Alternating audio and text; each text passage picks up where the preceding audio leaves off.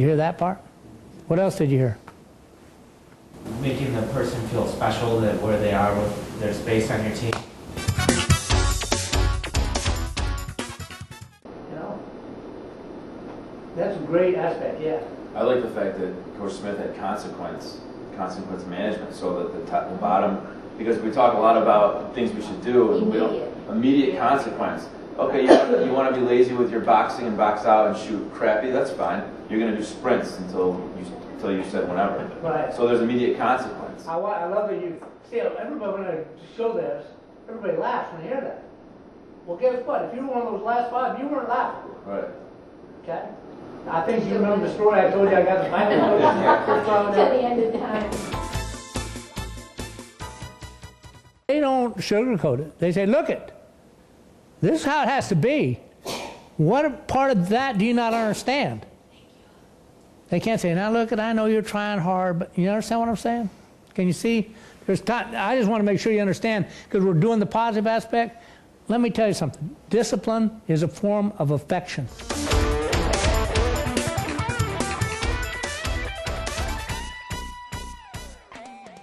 What was your take on the attitude part? I mean, you have to have the right type of people that, imitate what you want on your team. Character, discipline, and belief. Those are the three things that you can't teach. That's the type of stuff you have to hire or recruit. You're never going to get it if you don't get it from the person before they're in the door.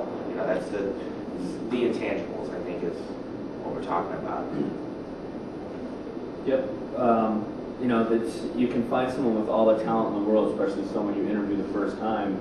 This guy or gal has all this great talent, but you can notice right off the bat that they don't have that winning attitude, that they're not going to buy into your system.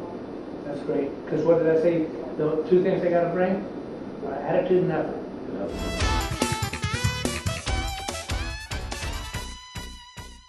Learn that one quick.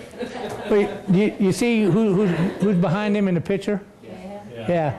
Do you know that she didn't think she was good enough to play in college? She's the best woman soccer player ever in the United States, and she didn't think she was good enough. Now here's what I know. He set up for the women, but I'm going to tell you something. You need to take it a step further. You need to understand that guys get there too. Everybody, I liked what he said about here, and every one of you have been here. But he said that character that says, I can do better and pulls himself out.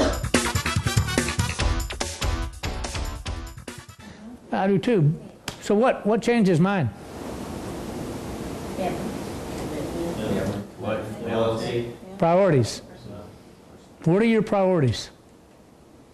See, when you have your priorities straight, it makes your mind up for you about 90% of the time. That's great. Because what did I say? The two things they got to bring?